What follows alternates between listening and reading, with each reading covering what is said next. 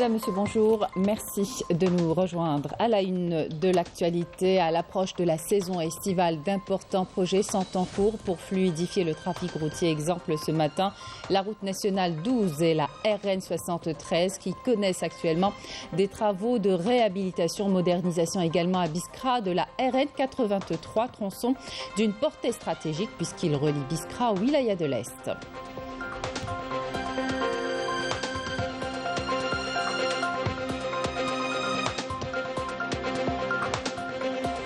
Agriculture afin d'assurer un bon rendement et une bonne qualité de céréales. Les agriculteurs de Bouéra et les ingénieurs agronomes de la coopérative de céréales et de légumes secs travaillent de concert grâce à l'itinéraire technique établi pour avoir une bonne production comme l'irrigation complémentaire et la lutte contre les mauvaises herbes. On parlera également de ces efforts d'accompagnement des investisseurs à travers la levée des entraves sur certains projets, comme c'est le cas à Mila, à peine entrée en exploitation. Cette biscuiterie de Chilroum El Aïd couvre aujourd'hui 40% des besoins du marché local en biscuits et pâtes alimentaires. De plus en plus d'Africains choisissent de se faire soigner en Algérie. Certains agrémentent leur voyage d'une visite touristique. Des packs médicaux touristiques sont ainsi préétablis par des agences de voyage. Exemple, Niger avec l'agence touristique Sylvie Tour. Bienvenue à tous. À l'approche de la saison estivale, d'importants projets sont en cours pour fluidifier le trafic routier. Exemple, ce matin, la route nationale 12 reliant Bjaya à Azazga et la RN 73 reliant Ezfoun à Tizi Ouzou qui connaissent actuellement des travaux de réhabilitation. Ces deux projets seront livrés avant le début de l'été. Amel Siridir. Les travaux au niveau de la RN 73 s'accélèrent. Cette route nationale reliant la commune d'Azfoun au chef-lieu de la wilaya de Tizi Ouzou, qui était jusque-là impraticable, donnera un second souffle à la ville d'Azfoun, notamment avec l'arrivée de la saison estivale. La réhabilitation de cette route permettra d'assurer notre sécurité. Une fois les travaux terminés, on pourra emprunter cette route. Nous avons entamé les travaux il y a un moment déjà. Cette route était vraiment dangereuse. 20 km ont déjà été bitumés. Nous avons également corrigé 33 virages. Le taux d'avancement des travaux est de 85%. Le projet sera livré avant le début de la saison estivale. Au grand bonheur des automobilistes, la route nationale numéro 12 connaît également des travaux de réhabilitation sur une distance de 6 km. Le taux d'avancement des travaux est de 96%. Le projet sera livré d'ici une semaine. On procède au contrôle des travaux et des matériaux utilisés. On tient au respect des normes internationales. Dans le cadre du programme de réhabilitation des routes nationales, la route nationale numéro 12 reliant la wilaya de Béjaïa à la ville d'Azazga en passant par Yakouren connaît des travaux de réhabilitation. D'importants projets qui permettront de fluidifier le trafic routier. La réhabilitation de ces routes aura également des répercussions sur l'économie et le tourisme, notamment avec l'approche de la saison estivale.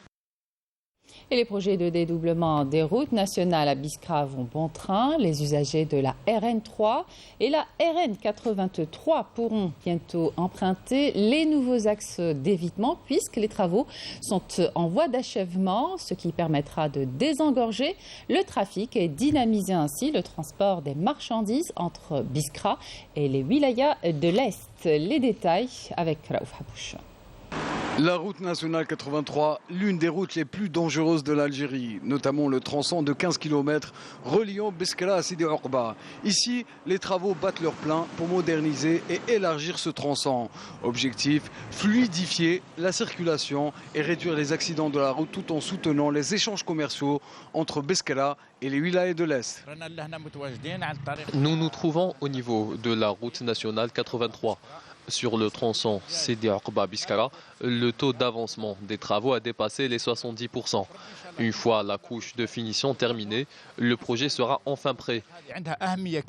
Cette route était impraticable, d'autant plus qu'elle était trop étroite, ce qui rendait le transport des marchandises très difficile.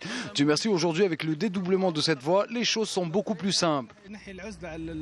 La réhabilitation de cette route permettra de rompre l'isolement sur toutes les localités qu'elle traverse. La direction des travaux publics de la wilaya de Beskala ne compte pas s'arrêter en si bon chemin. La route nationale 3 qui relie le nord au grand sud du pays connaît elle aussi des travaux de dédoublement. Le taux d'avancement des travaux a atteint les 95%. Le projet vise principalement à relier le nord et le sud du pays. Le point de départ est la wilaya de Skikda jusqu'au dernier point, qui se trouve dans la wilaya d'Ilizi. Le dernier point, c'est Ilizi. Les projets de dédoublement des axes routiers à Biskra permettront à terme la fluidité de la circulation et le développement économique de toute une région. Grâce aux efforts et orientations des ingénieurs de la coopérative de céréales et de légumes secs, les agriculteurs de Bouira ambitionnent d'avoir un bon rendement et une bonne qualité de céréales. Ces ingénieurs proposent un itinéraire technique pour avoir une bonne production, comme l'irrigation complémentaire et la lutte contre les mauvaises herbes. Djebara Msout, le commentaire est signé Mrim Damis. En cette période de printemps, les ingénieurs agronomes de la coopérative de céréales et de légumes secs intensifient leur sortie sur le terrain pour orienter et accompagner les agriculteurs afin de les aider à assurer une production de qualité. Nous travaillons avec les ingénieurs du CCLS et nous les contactons en cas de besoin. La période des piaisons est déterminante pour la réussite de la saison agricole. C'est pour cette raison que les ingénieurs insistent sur la nécessité de suivre les orientations et conseils fournis en vue d'assurer un rendement en quantité et de qualité.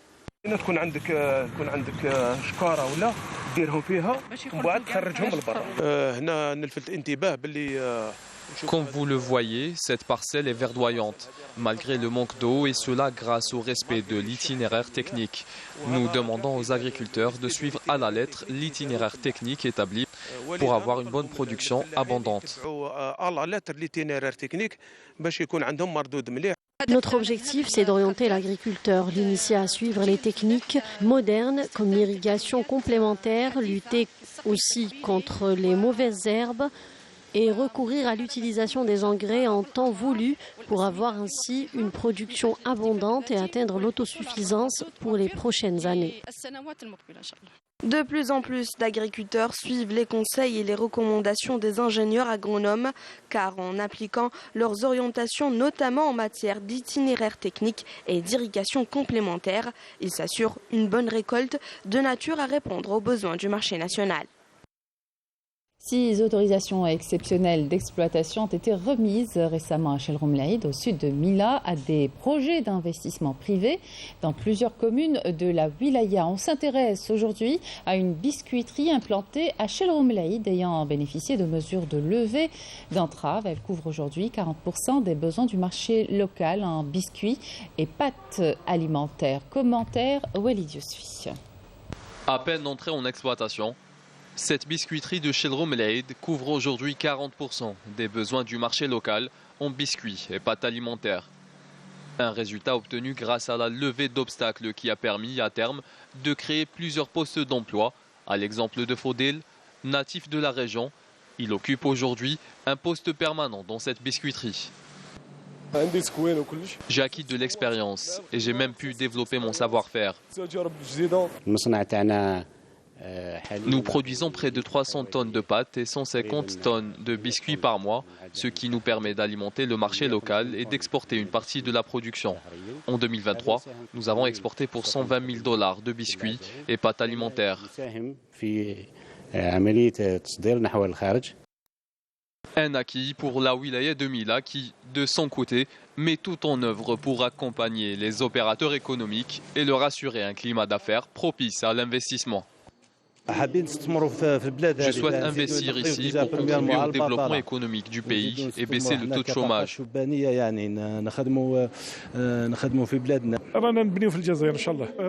On essaie de développer notre pays et le rôle de l'administration est d'aider les investisseurs à y arriver.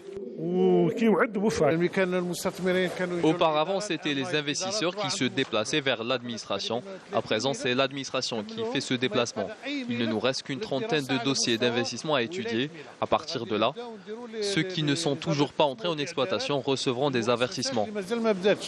De quoi développer le secteur de l'industrie de la wilaya de Mila et apporter une plus-value à l'économie locale.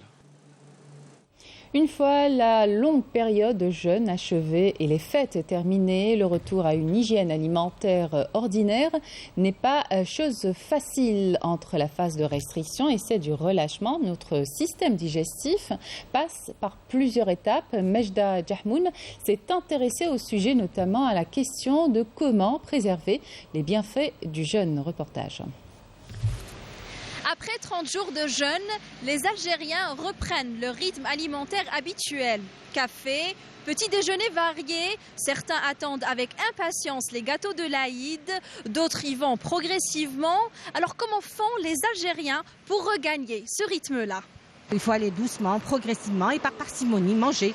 Même si on a envie de manger, il faut essayer quand même de limiter. Le mieux, c'est d'y aller petit à petit, éviter tout ce qui est sucrerie, tout ce qui est gras. Comme avant le ramadan, on se lève le café, la cigarette et après on envoie tout ce qu'il y a à manger. Je reprends le rythme Talftarf après Ramadan. Petit à petit. C'est un peu compliqué de reprendre le rythme parce que l'estomac il se resserre, etc. vu qu'on mange que le soir. C'est compliqué. Le jeûne aura été l'occasion de placer le système digestif et tout notre organisme au repos et une possibilité pour notre corps de faire le ménage lors de cette cure détox de 29 jours. Mais au bout de combien de temps la reprise d'une alimentation normale se fera ? Selon les médecins, cette reprise, qui doit être impérativement progressive, prendra quasiment autant de temps que la période du jeûne. Il faudra donc 15 à 20 jours de temps minimum au corps pour reprendre son rythme alimentaire habituel, c'est-à-dire celui des 3 repas quotidiens. Après Ramadan, c'est un changement.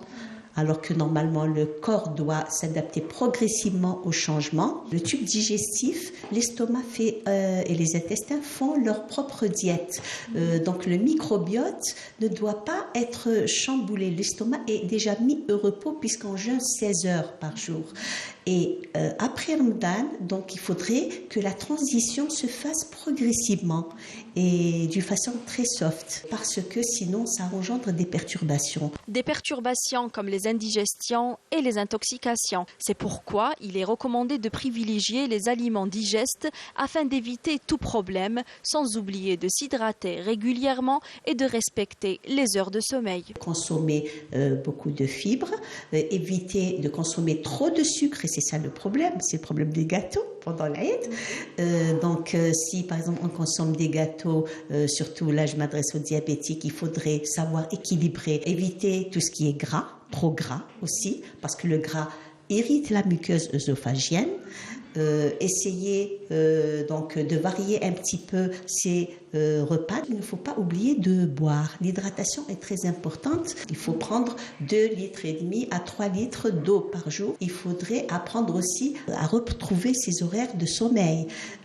Donc 6 à 8 heures de sommeil par jour. Certains spécialistes recommandent un retour aux sources, à un régime alimentaire suivi par les Algériens dans un passé pas très lointain. Avant la généralisation de la junk food, une alimentation qu'ils qualifient de saine et permettant de vivre mieux. On a le régime méditerranéen qui est un régime fait de légumes de saison, pas de légumes congelés, de fruits de saison aussi, et nous avons cette chance, et bien sûr de tout ce qui est gras comme l'huile d'olive. Donc axé sur une alimentation saine, comme faisaient un peu nos grands-parents, nos ancêtres. Pour bien entamer cette reprise post-Ramadan, il faut donc d'abord instaurer une bonne routine, éviter de revenir aux mauvaises habitudes comme le grignotage, bannir le sucre et le gras pour prendre un nouveau départ alimentaire permettant de conserver cet état spirituel élevé que nous permet d'atteindre le jeûne. L'Algérie a condamné fermement les attaques terroristes dans la zone de Sévaré au sein du Mali et assure le peuple et le gouvernement malien de sa solidarité et de son ferme soutien dans sa lutte contre le terrorisme et réitère une fois de plus son appel au renforcement des efforts pour l'éradication de ce fléau abject qui continue d'impacter négativement la paix, la sécurité et le développement dans le continent. La situation des droits de l'homme au Maroc, sujet de débats réguliers dans les instances internationales. Les associations et organisations marocaines dénoncent elles aussi la répression, la détention arbitraire et les différentes formes de maltraitance que subissent les prisonniers marocains. On évoque même la torture parmi les nombreuses pratiques du Marzan. Les détails avec Marine Damis. Les droits humains et les libertés individuelles sont en nette régression au Maroc. C'est en tout cas ce qu'affirment des partis politiques marocains et les défenseurs des droits humains qui qualifient la situation de régression sans précédent. Les plus flagrantes violations des droits humains, les plus élémentaires, sont commises dans les établissements pénitentiaires du Maroc. La torture y prend de nombreuses formes qui portent atteinte aux droits fondamentaux. Certaines victimes ont perdu la vie suite à ces actes de barbarie et d'autres la raison. خرجوا من اجل المدرسه من اجل السبيطار من اجل الخدمه وخذوا 20 عام ديال الحبس فما هو اسوء ان تحاكم ب 20 سنه وانت تطمح للسلطه او تحاكم ب 20 سنه وانت تبحث فقط على مدرسه. احنا عمر ما كانت هناك مكتسبات. ظاهره الاعتقال السياسي في التقارير ديال الجمعيه منين بدينا كنديروه في 94 دائما العدد ديال المعتقلين السياسيين مرتفع. فاش كناخذوا فقط سنه 2017 دائما كناخذها كمرجع وصل العدد ديال المعتقلين والمتابعين السياسيين ل 1700. الحاله ديال التعذيب 680 حاله ديال التعذيب كانت عندنا في التقرير ديال الجمعيه. الان فاش كنديروا تقييم لهيئه الانصاف والمصالحه من بعد 17 سنه تلقاو على ان مع الاسف المسؤولين على هذه البلاد حتى دوك الخلاصات وكاع الملاحظات اللي كاين اعتبرنا انه حد ادنى قلنا ان سميك دو في ديال الكرامه ديال الانسان وتصحيح البلاد ما طبقاتش. بعيدين عليها من بعد 17 سنه باقي كنشوفوا التعذيب وباقي كنشوفوا الحاله ديال الاختفاء القسري اللي حنا في التقارير ديالنا ديال الجمعيه كنهضروا على 74 حاله في حين ان السنداج كيهضر على 6 الحالات. La répression, la violence et la torture sont désormais monnaie courante au Maroc. Le régime du Marzan ne manque pas d'imagination pour faire subir à son peuple les pires sévices, en commençant par la longue liste de manquements aux droits humains les plus élémentaires, tels que l'accès à la nourriture, à la santé, à l'éducation et au travail. Au Soudan, où la guerre entre armées et les forces de soutien rapide fait rage depuis plus d'une semaine, plus de 1000 ressortissants de l'Union européenne ont été évacués du pays. Plusieurs capitales arabes ont également évacué leurs ressortissants. Quant aux 5 millions d'habitants de Khartoum, eux n'ont qu'une idée en tête, quitter la ville qui ressemble de plus en plus à un piège. L'eau courante et l'électricité sont coupées depuis plusieurs jours. Le réseau téléphonique s'est fortement dégradé et les vivres commencent à manquer. Les forces d'occupation sionistes ont procédé ce matin à l'arrestation de 15 Palestiniens dans différents gouvernorats relevant de la Cisjordanie occupée. Par ailleurs, l'Organisation de la coopération islamique a condamné avec force la poursuite des agressions sionistes contre les lieux sacrés dans la ville sainte d'Al-Quds occupée, notamment l'incursion et la profanation menée récemment par la police d'occupation contre la zone de prière de Bab Rahma de la mosquée Al-Aqsa. L'OCI appelle également la communauté internationale à assumer ses responsabilités pour mettre fin aux violations sionistes, répétées susceptibles de raviver la tension et l'instabilité dans la région. En Allemagne, un appel à la grève a été lancé ce lundi par le syndicat Verdi à tous les personnels de sécurité de l'aéroport international de Berlin pour de meilleures rémunérations. Le syndicat rappelle être en négociation depuis des années avec la Fédération allemande des entreprises de sécurité aérienne. Sachez aussi qu'un mouvement de grève dans le secteur ferroviaire pour de meilleures rémunérations a ainsi mis à l'arrêt vendredi la quasi-totalité des trains en Allemagne. Retour en Algérie, l'USM Alger, représentant algérien en Coupe de la Confédération africaine de football, s'est imposé avec brio devant l'AS FAR sur le score de 2-0 hier soir au stade du 5 juillet pour le compte des quarts de finale aller de la compétition africaine. De plus en plus d'Africains choisissent de se faire soigner en Algérie. Certains agrémentent leur voyage d'une visite touristique. Des packs médicaux touristiques sont préétablis par des agences de voyage. Exemple au Niger avec l'agence touristique Sylvitour. Regardez ce reportage, il est signé Khaireddine Khaldoun. Après, je vais Désormais, il sera possible aux Nigériens d'organiser leur séjour médical en Algérie grâce à l'agence touristique Selvitour, créée en 2021 par 2 Algériens installés à Niamey. L'agence a été créée en avril 2021. On a notre branche principale au niveau de Alger. Le premier objectif, c'était de créer un tourisme algérien local. L'objectif de l'agence, c'est de faire connaître mieux l'Algérie par ses voisins subsahariens. Il y a beaucoup de Nigériens qui savent que l'Algérie, c'est un pays voisin. Il y a le désert, il y a le tourisme. Pour le second objectif de l'agence, c'est le tourisme médical. L'idée est partie avec M. Yahyaoui, le DG, qui a vu sur le terrain, vraiment, il y a une très grande, forte demande du truc médical ici. Suivant le type de traitement choisi et les disponibilités, l'agence coordonne avec ses différents partenaires en Algérie pour une meilleure prise en charge du patient. Il a eu l'opportunité de se déplacer en Algérie, avoir des cliniques locales algériennes, avant même le déplacement du malade. Son dossier doit être transmis, effectivement, pour qu'on puisse savoir dans quel domaine l'aider. Et vous avez un dossier médical? Oui. Ok, donc on va transmettre le dossier médical à la clinique en Algérie. Une fois que son dossier est accepté, on fait la demande de visa au niveau de notre ambassade pour faciliter le dossier. Et si c'est OK, on s'occupe vraiment de la personne jusqu'à destination. Bien accueilli, bien pris en charge par nos équipes qui sont là jusqu'à dans les hôpitaux ou bien les cliniques. Et après, jusqu'à son retour au pays, à son domicile naturel. Les propriétaires de l'agence envisagent de créer d'autres annexes sur tout le territoire nigérien afin de répondre à la forte demande des patients. Pour notre ambition, on va essayer de créer sur tout le territoire nigérien des agences pour faciliter le va-et-vient, soit sur le tourisme médical ou bien le tourisme local. On doit être prêt partout dans le pays et dans la sous-région aussi. Ok, merci beaucoup. De rien. Bonjour.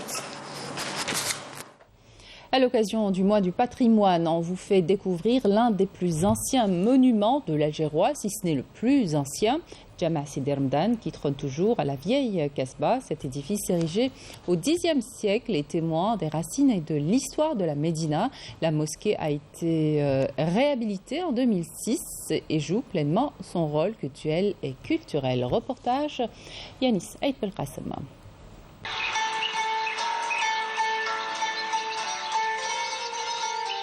Tout au bout de l'une des étroites venelles de la vieille ville de Bouloukini Benzeri, cette fontaine, la plus ancienne de la Casbah d'Alger, revêtue d'une belle céramique décorative, jouxtant la plus ancienne mosquée de l'Algérois, ou Jama' al-Casbah al-Qdima, ou la mosquée de Sidi Ramadan, saint patron et protecteur de l'édifice. Sidi Ramadan. Selon ce que j'ai lu dans les mémoires de Sidi Abdelrahman el-Jilali, théologien algérien, paix à son âme, il avait cité que Sidi Ramadan était un commandant de la conquête musulmane.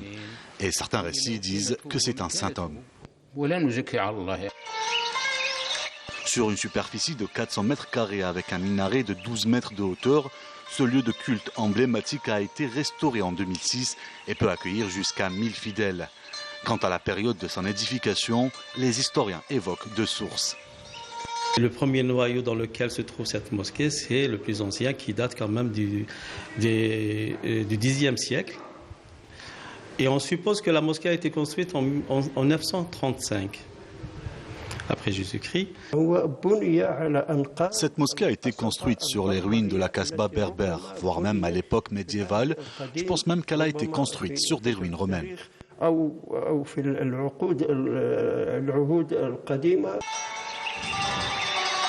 La construction de la mosquée de Sidi Ramadan a précédé l'agrandissement d'Alger opéré par les Turcs. Son architecture n'est donc pas ottomane.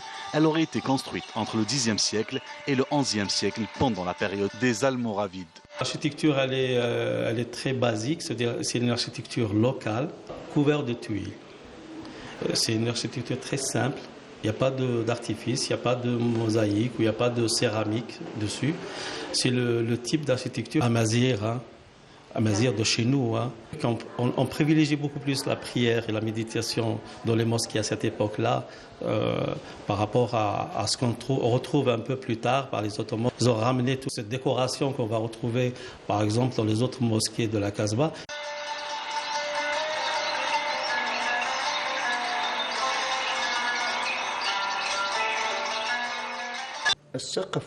Elle dispose d'un minaret carré, de toit en double pente et recouverte de tuiles rouges, posées à double versant et placées transversalement. 18 colonnes en pierre dessinent 3 allées longitudinales de 3 mètres de large et 9 travées latitudinales correspondant aux 9 toits couverts de tuiles. Et selon toutes ces données, nous pouvons distinguer que c'est une architecture typiquement de l'ère des Almoravides. Cette petite pièce est un autre témoin attestant du savoir-faire des populations de l'époque.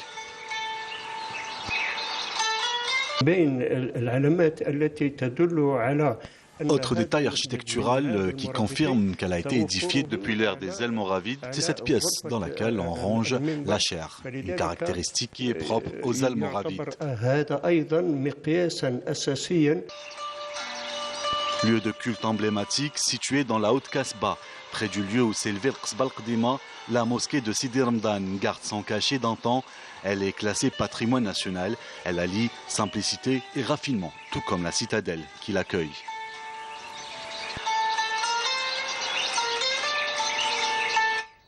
Ainsi s'achève cette édition. Merci de votre attention. Tout de suite, les prévisions météo avec Amel Laridi. Excellente suite de programme sur Canal Algérie.